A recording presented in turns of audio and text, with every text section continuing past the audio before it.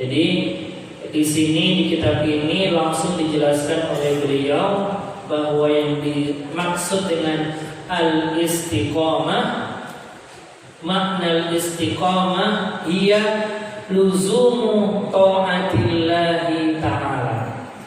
Yang disebut dengan istiqamah itu adalah senantiasa taat kepada Allah Subhanahu wa ta'ala.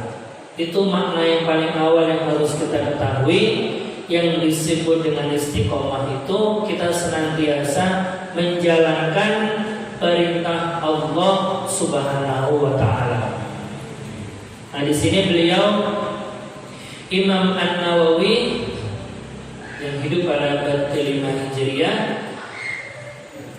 mencantumkan beberapa ayat dan hadis terkait dengan istiqomah. Ya, ada 3 ayat tentang istiqomah dan kemudian ada 2 hadis tentang istiqomah. Jadi total di sini ada 5 dalil tentang istiqomah. Meskipun ada dalil-dalil yang lain tentang istiqomah, beliau di sini hanya mencantumkan 5 saja. Tentu kalau kita mau cari bisa lebih banyak lagi bab atau ayat-ayat Al-Quran atau hadis tentang istiqomah. Jadi sering kali kita ulang, yang menarik dari kitab Riyadhus Shalihin ini adalah dibahas per tema. Jadi tema tentang sabar, kemudian di bawahnya ayat-ayat dan hadis-hadis tentang sabar. Tentang jujur, ayat-ayat dan hadis-hadis tentang jujur. Nah, sekarang kita tentang istiqomah. Yang dicantumkan di sini adalah ayat-ayat dan hadis tentang istiqomah. Allah Ta'ala, bismillahirrahmanirrahim, fastaqim kama umirta. Nah, ini Allah Subhanahu wa ta'ala berfirman dalam surah Hud ayat 112. Allah Subhanahu wa ta'ala berfirman, fastaqim kama umirta. Wahai Muhammad, istiqomahlah kamu sebagaimana kamu diperintahkan. Maksudnya, teruslah kamu berdakwah, istiqomah, senantiasa di jalan yang benar.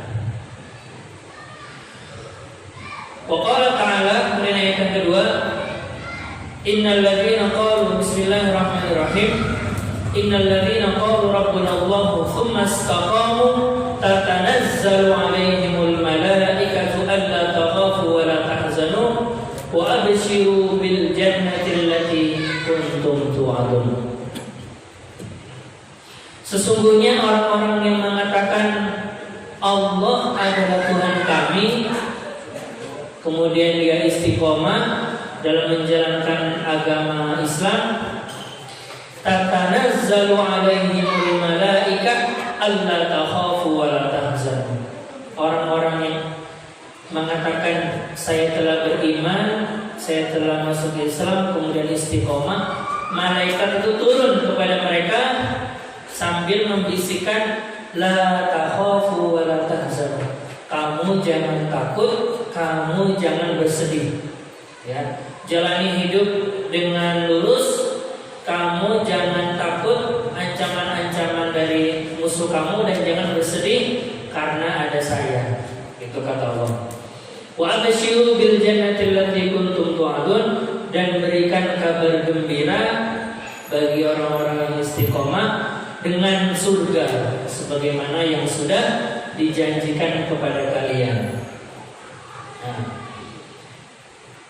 ayat ini tadi menjelaskan kalau orang yang istiqomah itu sudah dijamin oleh Allah, dia tidak mudah takut, tidak mudah sedih, tidak mudah galau, tidak mudah panik, ya. Kenapa? Karena dia sudah tahu akan ada Allah yang menolong mereka. Ciri-ciri orang yang istiqomah itu orang-orang yang senantiasa konsisten menjalankan syariat Islam. Kalau dia diberikan nikmat banyak, dia bersyukur. diberikan nikmat banyak, dia nggak sombong, tapi alhamdulillah dia bersyukur kemudian memberikan kepada orang lain. Tapi kalau diberikan musibah, dia bersabar, tidak putus asa. Ya. Diberikan pahala, diberikan nikmat, dia bersyukur. Diberikan musibah, dia tidak mengeluh tapi bersabar. Ya. Kebalikannya, kalau orang tidak istiqomah atau tidak menjalankan syariat Islam dengan benar, biasanya kalau mendapatkan nikmat yang banyak, dia biasanya sombong. Sombong dalam artian, ini hasil upaya saya, ini hasil kerja keras saya. Ngapain ini ada pengemis minta-minta ke saya? Gak boleh, kan ini kan hasil usaha saya. Nah, sebagaimana dulu ada yang namanya Qarun, ya. Qarun itu orang yang sangat kaya raya. Ketika ada orang yang meminta, dia mengatakan, ini hasil kerja keras saya, bukan dari siapa-siapa. Akhirnya kemudian Allah mengazab Qarun dengan menenggelamkan hartanya ke dalam tanah. Jadi tanahnya dibuka, hartanya masuk, kemudian ditutup lagi. Makanya ada istilah harta karun, ya.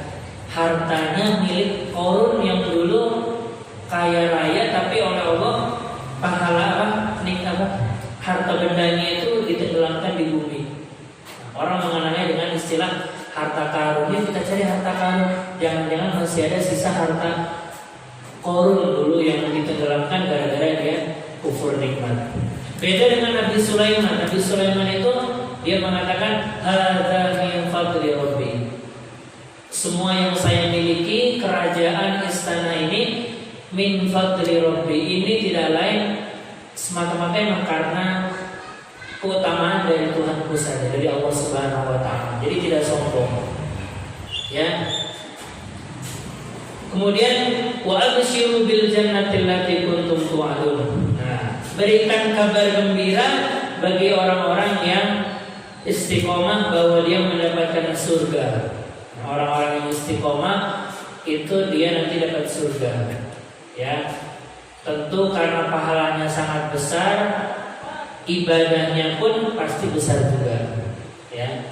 Jadi ciri-ciri pahala yang besar itu didapat karena kerja keras yang besar juga. Wa qala ta'ala bismillahirrahmanirrahim innal ladzina qalu rabbuna Allah tsumma istaqamu fala khaufun 'alaihim wa la hum yahzanun ulaika ashabul jannah khalidina fiha jazaa'an bima kanu ya'malun. Nah, ini berikutnya ayat yang ketiga, orang-orang yang mengatakan Allah adalah Tuhan kami, kemudian dia beristiqomah, fala khaufun 'alaihim wa la hum yahzanun. Dia tidak khawatir besok akan makan apa, dan dia tidak bersedih atas apa yang hilang dari hidupnya. Jadi dia tidak khawatir besok mau makan apa, besok saya dapat uang dari mana, dia tidak khawatir. Tapi dia percaya rezeki sudah ada yang atur. Pasti kalau kita berusaha, Allah akan memberikan rezeki tersebut. Itu orang-orang yang istiqomah, orang-orang yang senantiasa luzumu ta'atillahi ta'ala, senantiasa berada dalam ketaatan kepada Allah Subhanahu wa ta'ala. Ulaika ashabul jannah. Nah, mereka itu adalah para penghuni surga, khalidina fiha. Mereka kekal di dalam surga. Nah, jadi kalau kita diperintahkan untuk istiqomah selama hidup di dunia, itu artinya kita disuruh istiqomah dalam waktu maksimal manusia hidup itu 100 lah, 100 atau 120, maksimal 120 tahun. Tapi nanti balasannya kita hidup di surga, khalidina fiha, kekal di surga. Di surga itu khalid, ya, tidak ada ujungnya, kekal abadi. Jazaa bima kanu ya'malun, atas apa yang mereka kerjakan.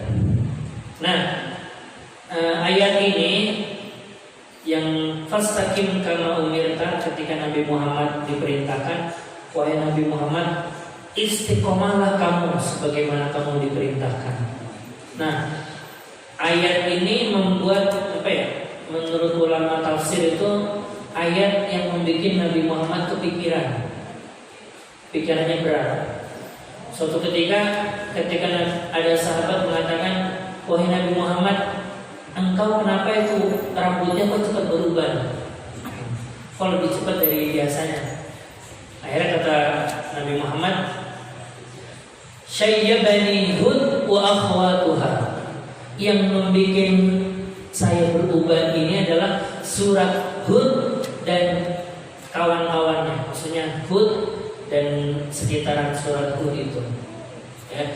Jadi gara-gara Nabi Muhammad diturunkan surat Hud yang mungkin isinya sangat berat, termasuk ini disuruh istiqomah, Nabi Muhammad kepikiran dan lebih cepat berubah. Ya.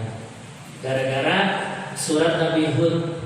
Ya. Surat Hud ini membuat Nabi Muhammad lebih cepat berubah. Itu menurut Ibnu Abbas mengatakan surat Hud salah satunya anjuran tentang istiqomah ini membuat Nabi Muhammad rambutnya lebih cepat berubah karena saking beratnya perintah yang ada di dalamnya. Ya, jadi orang kalau banyak masalah, kalau orang banyak beban, kalau dilihat dari sini biasanya ada dampaknya. Salah satunya mesti lebih cepat berubah. Nah, itu ayat beberapa ayat tentang istiqomah. Kemudian ada hadis. Nah, di sini ada dua hadis. An Abi Amr radhiyallahu anhu qala, qultu ya Rasulullah, kulli fil Islam qawlan la as'alu anhu ahadan ghayra.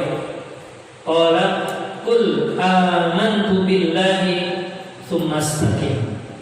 Nah, ini hadis dari Abu Amr. Nah, seorang sahabat mengatakan, suatu ketika Abu Amr ini silaturahmi ke rumah Rasulullah. Ya, silaturahmi, tok. Wahai Rasulullah, tolong kasih tahu kepada saya satu kata ya, satu ungkapan yang saya tidak akan menanyakan kepada selain engkau. Beri saya satu nasihat yang saya tidak akan menanyakan kepada orang selain engkau, wahai Rasulullah. Kemudian kata Rasulullah, sini mendekat, katakanlah qul amantu billahi tsumma istaqim. Kata Rasulullah, satu ungkapan tersebut adalah katakanlah engkau telah beriman, tsumma istaqim, kemudian istiqomahlah kamu dalam keimanan tersebut. Ya. Katakanlah saya beriman dan istiqomahlah kamu dengan keimanan kamu. Nah, cukup itu aja. Hadis riwayat Muslim. Ya, jadi sahabat yang ditanya ini mendapat jawaban bahwa nasihat yang paling inti itu adalah cukup dengan mengatakan saya beriman kepada Allah dan istiqomahlah kamu di dalamnya. Ya, meskipun ini singkat, tapi untuk menjalankannya lumayan susah ya, bukan tidak mungkin, lumayan susah. Istiqomah itu sendiri tadi artinya dia terus menerus ya, terus menerus mengerjakan suatu hal yang konsisten dan tidak terputus-putus. Contohnya ada orang yang istiqomah dalam hal sholat jamaah ya. Maka dia harus, kalau dia mau dibilang istiqomah, dia harus rutin sholat jamaah 5 waktu di masjid. Nah, ada orang yang istiqomah ketika ngaji Al-Quran, maka dia harus istiqomah ngaji Al-Quran terus setiap hari ya. Ada orang yang istiqomah puasa Senin dan Kamis, maka dia harus istiqomah terus Senin dan Kamis. Kalau dia nggak bisa semuanya, minimal ada satu amalan yang dia itu rutin mengerjakan hal tersebut. Kita meyakini kita nggak bisa full beribadah, sholat jamaah 5 waktu, kemudian ngaji 1 juz setiap hari, puasa Senin Kamis. Kita menyadari kita nggak bisa. Maka pilihannya adalah pilih salah satu amalan, kemudian konsistenkan, istiqomahkan. Ya, ada orang yang kita lihat dia jemaahnya rajin, maka terus dirawat dan istiqomah di sholat jamaah tersebut, meskipun ngajinya mungkin agak bolong-bolong. Di sisi lain ada orang yang jamaahnya agak bolong-bolong, kadang di masjid, kadang di rumah, tapi dia istiqomah ngaji tiap hari setengah juz atau seperempat juz, terus istiqomah di ngaji tersebut. Ada orang yang ngajinya kurang maksimal, jamaahnya kurang maksimal, tapi dia puasanya rajin terus. Nah, terus dia rawat yang dia bisa istiqomah dalam hal tersebut. Jadi kalau kita nggak bisa maksimal, minimal jangan meninggalkan seluruhnya. Pilih salah satu ibadah yang kita itu bisa istiqomah di dalamnya. Zikir setelah ngaji istiqomah, zikir setelah sholat istiqomah di situ. Itu lebih bagus. Karena sebagaimana disebutkan oleh Nabi Muhammad kepada istrinya Aisyah, bahwasanya ahabbul a'mal ilallahi adwamuha wa in qalla. Sebaik-baik amal di sisi Allah itu yang paling istiqomah wa in qalla, meskipun sedikit. Jadi Nabi Muhammad sudah paham, umat saya nggak mungkin bisa maksimal seluruh ibadahnya. Maka kata Nabi Muhammad, yang paling dicintai oleh Allah itu adalah amal yang istiqomah meskipun sedikit.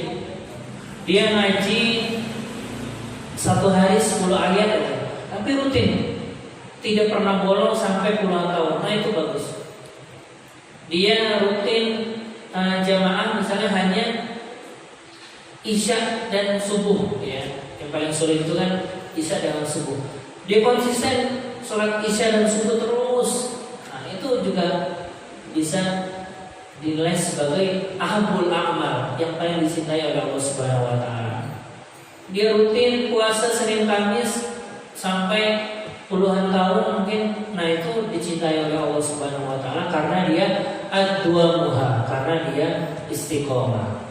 Jangan sampai dia sholat jamaah rajin, sekarang seminggu on fire itu maksudnya semangat banget, seminggu sholat jamaah mulai dari subuh sampai isya rutin selama seminggu. Habis itu datang malesnya, sebulan gak sholat jamaah. Nah, habis itu seminggu lagi sholat jamaah, sebulan gak sholat jamaah. Nah itu yang kurang maksimal, ya. Kalau mau maksimal, ya minimal dia sehari rutin 3 waktu sholat, maka dia rutin terus 3 waktu. Syukur-syukur kalau emang mau lebih maksimal lagi, bisa sholat jamaah 5 waktu, ngaji 1 hari 2 lembar, kemudian puasa Senin Kamis, atau kalau keberatan puasa hari-hari putih saja, tanggal 13, 14, 15 tiap bulan. Ya, syukur-syukur kalau bisa seperti itu. Jadi dia intinya konsisten. Nah, orang yang seperti ini biasanya dalam hidupnya tenang. Ya, saya beberapa kali ketemu orang itu ada yang fokusnya di bidang ngaji. Ya. Ada pernah ketemu ustaz, dia bacanya bagus, qiraatnya bagus, hafal Al-Quran, tiap hari megang Al-Quran dan mengulang hafalannya. Nah itu dia mempunyai wirid Al-Quran. Ya. Ada yang satu lagi istiqomah dalam belajar. Yang ngajinya memang kurang banyak, tapi kalau disuruh belajar itu tiap hari belajar, tiap hari diskusi, tiap hari ini. Nah itu dia istiqomah dalam bidang diskusi itu sendiri. Ada orang yang istiqomahnya dalam bidang sholat sunnah atau sholat malam. Nah maka orang-orang tersebut perlu dirawat sholat malamnya itu. Jadi biar dia istiqomah bisa menjalankan hal tersebut. Termasuk kita menghadiri majelis-majelis ilmu itu perlu istiqomah. Ya. Meskipun kadang-kadang bolong, kadang-kadang mungkin ada acara, tapi kita berusaha untuk terus istiqomah dalam hal tersebut. Banyak sekali contohnya kalau istiqomah itu akan membuahkan hasil yang baik. Hadirin yang dirahmati Allah Subhanahu wa taala, mungkin contoh yang paling cocok itu adalah kita sering mendengar cerita Ibnu Hajar. Ibnu Hajar yang kita sebut dengan anaknya batu. Itu Ibnu Hajar dalam suatu kisahnya dikatakan ketika dia gagal dalam suatu pelajaran, dia galau karena nggak bisa menangkap pelajaran, nggak bisa ngafal, kemudian menyepi itu menyendiri di sebuah tempat di hutan. Kemudian dia melihat ada batu besar ditetesi oleh air dari pohon atau air dari mata air, tapi hanya satu tetes. Satu batu besar ditetesi satu tetes. Lama dia memperhatikan terus batu yang besar itu. Makin lama batu yang keras lama-lama bisa bolong gara-gara ditetesi oleh tetesan satu air itu. Akhirnya dia berpikir, oh kalau saya nyicil tiap hari, kalau saya belajar tiap hari, meskipun saya nggak pinter-pinter banget, kalau kita tiap hari nyoba pasti bisa. Sebagaimana batu yang keras ditetesi air dikit-dikit bisa jadi bolong. Begitupun pelajaran. Kalau kita kesulitan belajar, dicoba, lama-lama pasti bisa. Nah, akhirnya dari situ dia terinspirasi, belajar terus dan akhirnya jadi ulama besar. Ya, itu kisah yang sering kita dengar tentang istiqomah. Hadis berikutnya, wa an Abi Hurairah radhiyallahu anhu qala Rasulullah sallallahu alaihi wasallam qaribu wa saddidu wa alamu annahu la yanju ahadun minkum bi amalihi.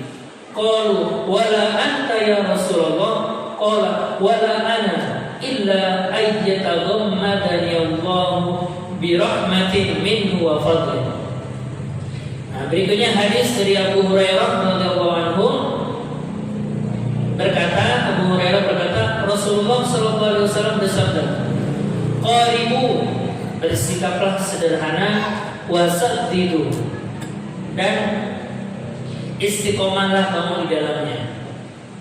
Dan ketahuilah seseorang itu tidak akan berhasil, tidak akan sukses hanya dengan amalnya. Jadi orang tidak akan masuk surga hanya dengan amalnya saja.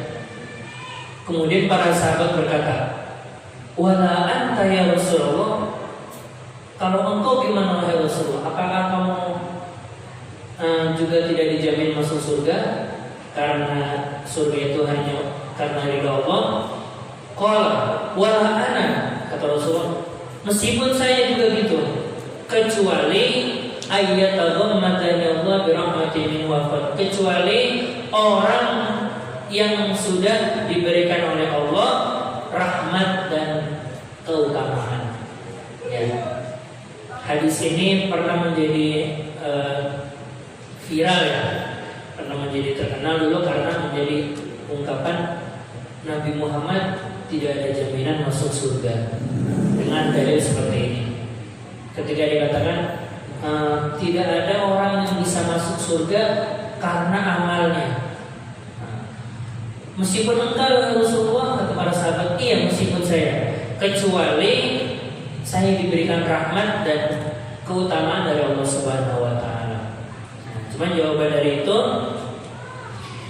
Rasulullah itu merupakan sosok yang sudah diberi rahmat dan keutamaan dari Allah Subhanahu wa taala. Jadi beliau itu sudah dijamin masuk surga. Tapi beberapa orang mengatakan tidak mesti, karena Rasulullah itu nanti tidak ada yang tahu akhirnya bagaimana. Tapi dalam banyak ayat disebutkan Rasulullah itu adalah kekasih Allah yang pasti dia akan masuk surga.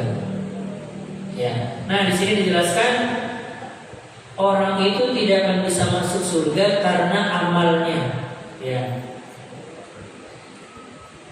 Yang bikin orang masuk surga adalah rahmat dan ridho dari Allah Subhanahu wa taala. Jadi tidak mesti orang yang banyak amal ibadahnya kemudian nanti tidak dapat rahmat dari Allah, maka dia tidak akan masuk surga. Ada yang seperti itu.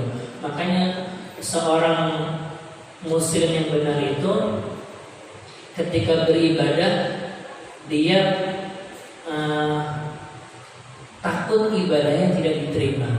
Ya.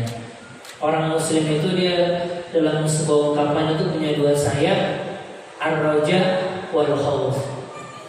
Ketika dia sholat, dia berharap dengan sholatnya itu dia bisa diterima masuk surga. Di satu sisi dia sholat dan takut jangan-jangan sholat saya tidak diterima. Nah, dengan itu dia sholatnya semakin serius dan semakin rajin lagi.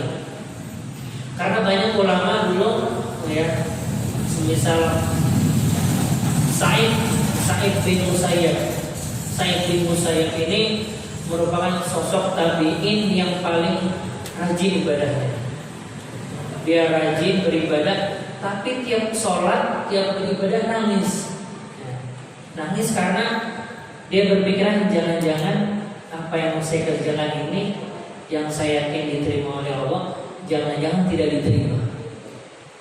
Dia selalu berharap jangan-jangan saya sholat seperti ini, saya banyak berdoa, jangan-jangan saya hanya pengen pujian saja. Kemudian dia menangis sampai-sampai di akhir hayatnya itu wajah matanya buta dan di pipinya itu ada kayak bekas air, kayak aliran air, karena saya sering nangis sampai ada jejak air. Padahal beliau itu ibadahnya sangat banyak dan khawatir ibadah itu tidak diterima. Ya. Apalagi kita mungkin ibadah baru seberapa, tapi kita merasa ibadah saya sudah banyak, saya pasti masuk surga. Akhirnya kita jadi malas. Beda dengan ulama dulu, mereka itu ibadahnya banyak tapi masih takut tidak diterima. Nah, ini yang harus kita, satu sisi kita berharap diterima, satu sisi kita harus khawatir jangan-jangan kita tidak diterima amal ibadahnya. Tujuannya bukan bikin kita putus asa, bukan, tapi tujuannya agar kita, oh saya ibadahnya cuma segini, harus lebih banyak lagi. Ya. Makanya dalam sebuah ungkapan disebutkan man ata'allaha wa huwa yabki fayudkhiluhul jannah wa huwa yadhhak. Ya. Orang-orang yang taat, yang rajin beribadah tapi dia masih nangis, masih khawatir ibadahnya tidak diterima, maka dia akan masuk surga dalam keadaan tertawa. Orang taat, rajin ibadah tapi masih khawatir ibadahnya tidak diterima, akan masuk surga dalam keadaan tertawa. Sebaliknya, wa man asa wa huwa yadhhak fayudkhiluhun nar wa huwa yabki. Sebaliknya, ada orang yang bermaksiat tapi kok masih ketawa-tawa, maksudnya dia bermaksiat tapi masih bangga, maksudnya saya baru minum aja, belum nyampe berzina, saya baru melakukan gini. Dia bermaksiat wa huwa yadhak, tapi masih tertawa dalam artian tidak menyesal, fayudkhiluhun nar wa huwa yabki, orang ini akan masuk ke neraka dalam keadaan menangis.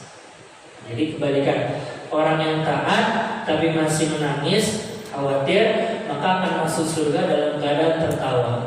Orang yang bermaksiat tapi dia masih tertawa, masih tidak sadar, maka dia akan masuk ke dalam neraka dan dia dalam keadaan menangis. Hadis riwayat Imam Muslim. Di sini dijelaskan al-istiqamah bermakna luzumu taatillah. Yang dimaksud dengan istiqamah itu adalah kita senantiasa berada dalam ketaatan kepada Allah Subhanahu wa taala. Meskipun kita tidak bisa maksimal, tadi sarannya Nabi Muhammad, pilih amalan yang paling kita sukai dan konsisten menjalankan hal tersebut. Oh, saya pengen konsisten sholat jamaah. Udah, kita fokus di sholat jamaah tapi maksimal terus. Oh, saya pengen fokus atau istiqomah di ngaji. Saya pengen ngaji punya target 1 hari 2 lembar.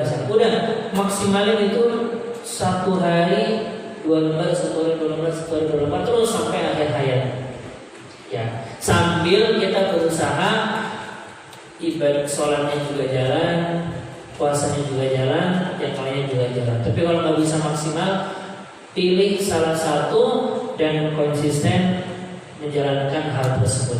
Ahabul a'mal ilallahi adwamuha wa in qalla. Yang paling dicintai oleh Allah itu amalan yang paling istiqomah meskipun hanya sedikit. Ya. Itu yang kita harapkan bisa kita amalkan dalam keseharian kita. Baik, itu saja mungkin yang bisa saya sampaikan pada sore hari ini. Semoga menjadi ilmu yang bermanfaat. Dan mari kita tutup dengan doa bersama. Bismillahirrahmanirrahim. Alhamdulillahirabbil dan syakirin dan mu'minin dan yuwafi ni'amahu wa yukafi mazidah. Ya Rabbana lakal hamdu kama yanbaghi li jalali wajhikal karim wa li sultanik. Allahumma fir lana wa li walidina warhamna kama rabbana shighara. Ya Allah, berikanlah kepada kami ilmu yang bermanfaat. Ya Allah, jadikanlah ilmu yang kami dapat bisa kami amalkan dalam keseharian kami. Ya Allah, jadikanlah kami hamba-Mu yang istiqamah dalam menjalankan ketaatan kepada-Mu. Ya Allah, Allahumma rizqna husnal khatimah. Ya Allah, berikanlah kepada kami husnul khatimah. Tutuplah lisan kami dengan ungkapan la ilaha illallah Muhammadur Rasulullah sallallahu alaihi wasallam. Rabbana atina fid dunya hasanah wa fil akhirati hasanah wa qina adzabannar. Ya Allah, berikanlah kepada kami kebahagiaan di dunia dan di akhirat. Rabbana taqabbal minna innaka antas samiul alim wa tub alaina innaka antat tawwabur rahim. Subhana rabbika rabbil izzati amma yasifun wa salamun alal mursalin walhamdulillahi rabbil alamin.